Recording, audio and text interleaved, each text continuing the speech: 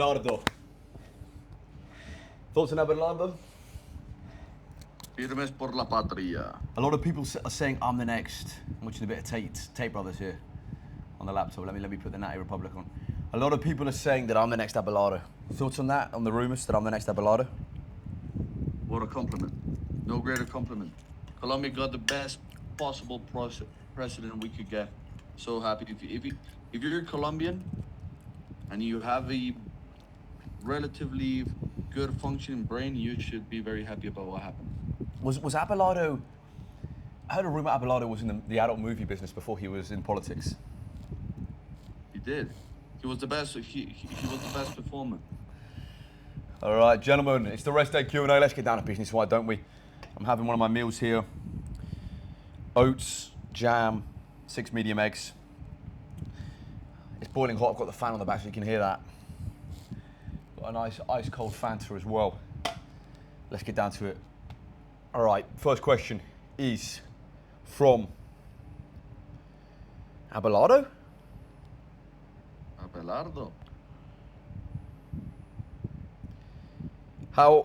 From Justin Bieber. How old are you? How many years of training do you have? So I'm 27, I've been training 9 years.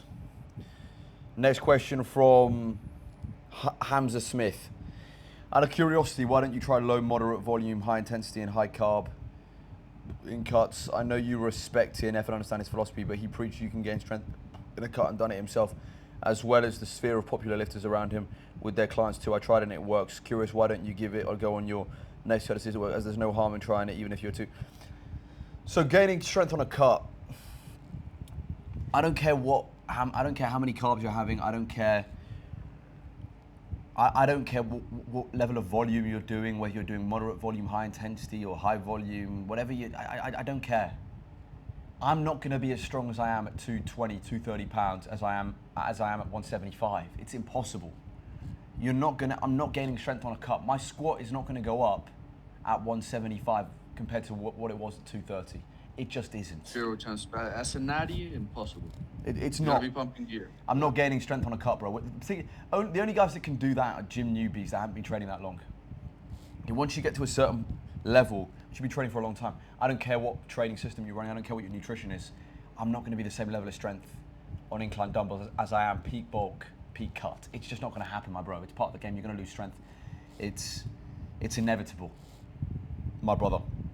You can minimize how much strength you lose. Of course you can, by eating high protein, by still eating a lot of calories, still having high. I still go high carb on my cuts. I just go high protein as well. I go high carb and high protein on my cuts. I keep in a lot of carbohydrates and healthy fats that give me energy for my training sessions, so I can maintain strength. And because of that, I do limit a lot of my strength loss. I do everything possible in my power to maximize strength retention, but a little bit of strength loss is inevitable. All right, next question from Egypt. Besides the 0-10 subtitle, could you try doing a super stretch dips for your accessories to increase dip strength like I did then for just 2 weeks and increases the strength very good, but don't go to failure even though your dips are already very stretch dominant? But I would suggest you to do it with a bit less weight and completely stretch. So super stretch dips. Maybe on the back end of one of my heavy sets, I could do like really, really deep super stretch dips, like as an accessory. As kind of like, maybe the last set after I've done my heavy dips, 4 or 5 sets, maybe it's that last set, I can do like super stretch dips to finish off the dip session. Yeah, that sounds like a good idea. And then by really extending that range of motion and getting strong in that extended range of motion is going to give me more strength with my top end heavy stuff. That's a good philosophy, I like that, good advice. Another question from Egypt. Will you ever show us your full workout, not just top sets? If I was to do that, bro, the session would last... Bro, the video would be 5 hours, bro. Like, the video is nearly 30 minutes. The video would be like... It'd be like an hour-long video. Like, the video is like 20 minutes. It would just be too long, bro, to upload. I would need a guy that edits the videos for me and does it for me. I'd need like a team of people working for me. Next question from Clark Kent. Please look at your health. Working out with a fever is admirable, but at the same time concerning. Second, how do you find using traditional straps compared to a VersaGrip? So for me, I'm going to work out. I'm going to do whatever I can to show up to the gym, do the best I can, no matter how I'm feeling. That's always been my mindset. So I always say, bro, on those bad days, when you're feeling under the weather, do you still make an effort to get stuff done? Because if you make those bad days just a little bit better, those good days are going to be even better. And in terms of Versa grips versus normal straps, I like Versas, they're good.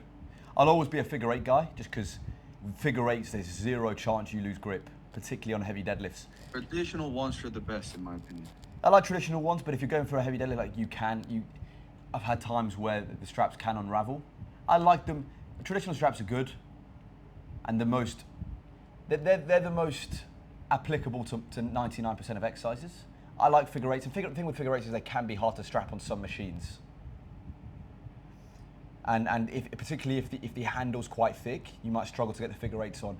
And that's why I couldn't use the figure 8s doing those landmine rear delt rows, because the end of the barbell's just too thick, so I had to use the Versas. So there's a time and place for the Versa, depending on the thickness of the grip and the handle. Next question from the Bear. People in the comments don't really get that when you're so long on the game, it's harder to lift than not to lift, even with a fever. Yeah, 100%, bro. And that goes back to that question the other guy asked, is why do I train with a fever? Yeah, the Clark Kent asked, why do I train with a fever? It's because, bro, it's for me, it's that breaker momentum is going to do me more damage than the sickness itself, than showing up sick. Like, me not showing up is going to be harder than actually showing up and having a lesser session. So for me, it's just that break in momentum. It's more of a mental thing than anything else. Very, very good comment from the Bear. Next question from Kawhi Leonard. How far weight-wise will you take the bulk? What do you say, bro? Answer this question. 240, again. It'd be nice for you to hit a PR this bulk. 260? 250.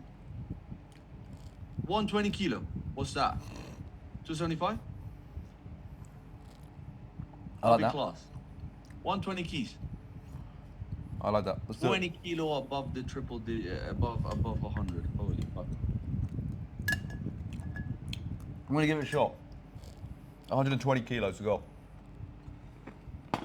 270 pounds. Next question from the Joker. When you said a week ago that you were going to do pure bodybuilding to do your back a favor, were you thinking sets of 3 and 4 on overhead press were ticking that box? Why does everyone consider that bodybuilding has to be higher rep?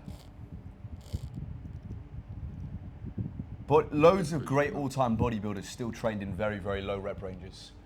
You look at someone like Ronnie Coleman, trained in very, very low rep range. You look at like Dallas McCarver, trained in...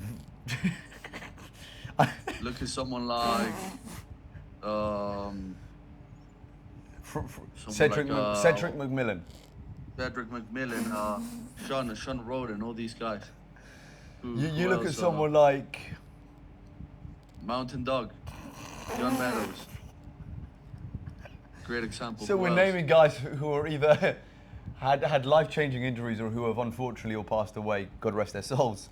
No, but just because you go low rep doesn't mean you're gonna get injured, bro. Okay, and you can still progress really, really well in low rep ranges. So just because you're going low rep doesn't mean you're not bodybuilding. It's just about progressive overload, whether that be in a low rep range, a moderate rep range, or a high rep range. Even 1 rep builds. Yeah. The most important thing is, are you getting stronger? All right, next question from the Scribbler again.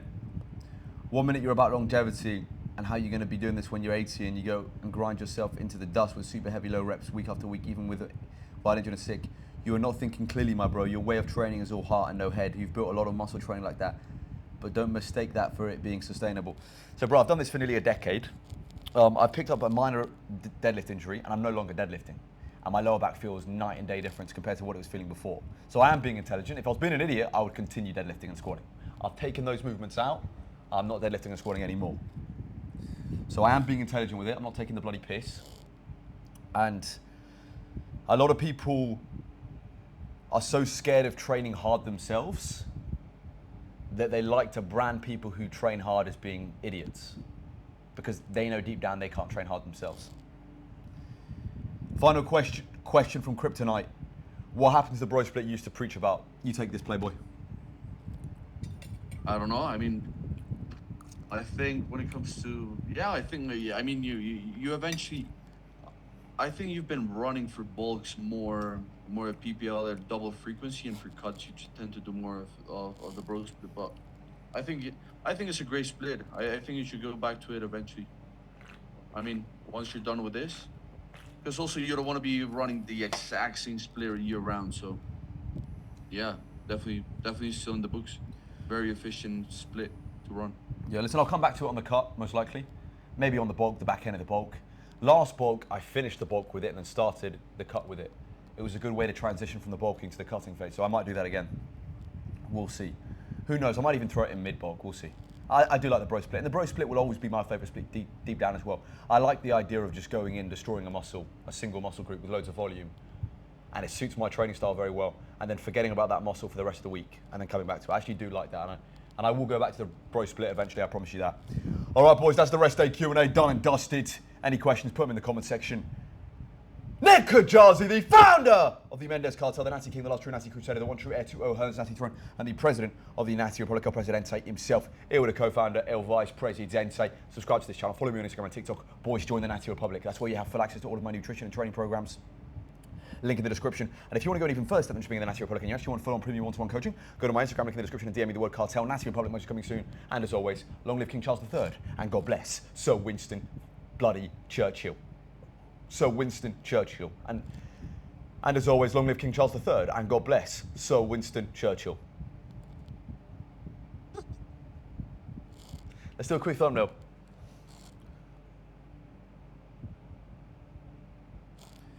Oh, good shit. Actually, do another thumbnail quick. Eating.